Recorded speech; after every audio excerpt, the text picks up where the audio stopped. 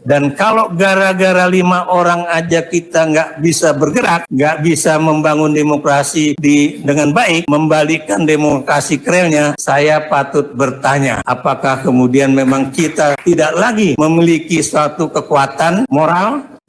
Makanya kita patut menyayangkan, dan makanya itu saya katakan, mari kita ajak kembali ya teman-teman di TNI, teman-teman di polisi, jangan sampai ya yang disebut dengan dinasti politik benar-benar akan terjadi ya, yang sebetulnya dinasti politik itu adalah dinasti politiknya Jokowi ya, mungkin bergabung dengan dinasti politiknya Prabowo Subianto dan Orde Baru yang lain ya. Dan ini sebetulnya kalau dilihat dinasti politik Jokowi cuma 5 orang yang terlibat, Pak.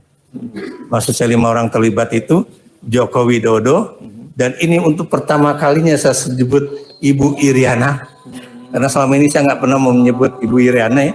Kemudian Gibran, dan kemudian juga Kaisang, dan kemudian Bobi. 5 inilah yang menjadi sumber yang tadi saya katakan, bangunan dinasti yang sedang dibangun oleh Presiden Republik Indonesia.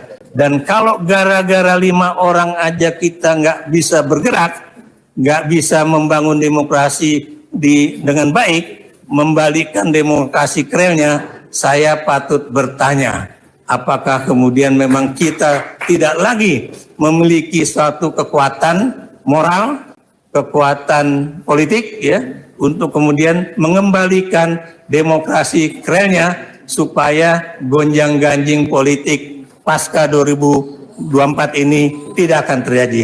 Kenapa saya kemukakan Sabta Marga dan Sumpah Prajurit ya? Tentunya Bapak-bapak itu akan tetap memegang teguh sebagai warga negara Indonesia.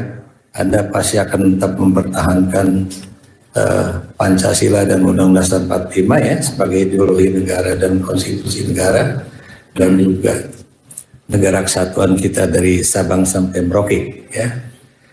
Kenapa saya kemukakan ini sebagai poin pertama?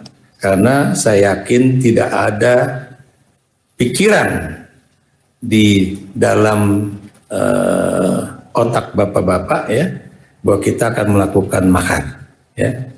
Jadi apa yang bapak-bapak lakukan hari ini ataupun juga yang kita lakukan hari ini bukanlah untuk menjatuhkan sebuah pemerintahan, melainkan untuk memperbaiki ya, agar demokrasi kita kembali ke relnya, dan juga agar pemilu kita tahun 2024 itu benar-benar langsung umum, bebas dan rahasia, jujur dan adil ya. Kenapa itu kemudian juga belakangan ini banyak gerakan-gerakan? Karena kita tahu ya, yang tadi Bung Ishak tadi udah katakan, memang sudah pasti tidak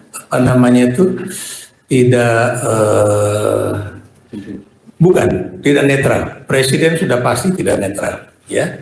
Dan beliau juga memang tampaknya ya itu menggunakan tangan ya, khususnya Polri ya, dalam menggerakkan apa istilahnya itu orang-orang di daerah, supaya paslon yang didukung oleh presiden itu akan memenangi pemilu 2024 ini ya.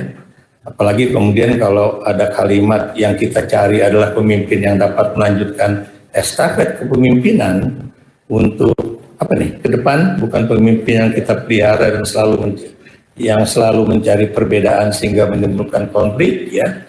Ini benar-benar sudah merupakan suatu asumsi dari seorang Kapolri bahwa seakan-akan kalau calon pemimpin yang terpilih itu bukan orang yang didukung presiden, itu adalah orang yang suka menimbulkan konflik ya.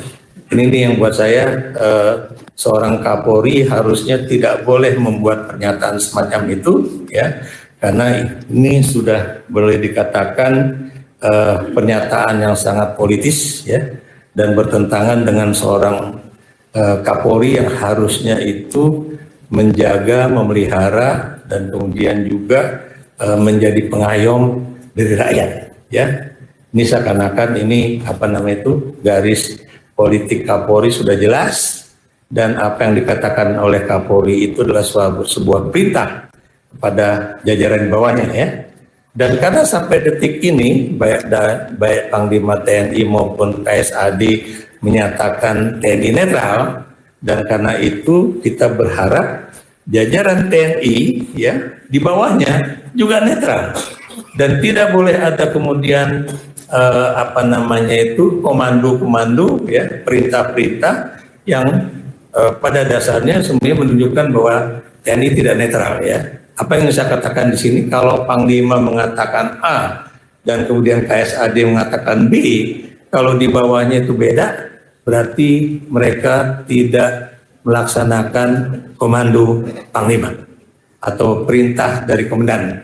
Dan kalau itu terjadi, Bapak-bapak pasti tahulah, itu berarti suatu tindakan yang disersi, ya, atau suatu tindakan yang bertentangan dengan garis perintah dari komandan ataupun Panglima TNI dan juga dari KSAD. Dan kalau sudah demikian jarannya, berarti TNI yang melakukan suatu tindakan yang tidak sesuai dengan pernyataan Panglima dan KSAD, itu bisa dikatakan mereka membantu suatu proses perjalanan pemilihan umum yang curang, ya. Jadi ini yang kemudian kita harus katakan, ya.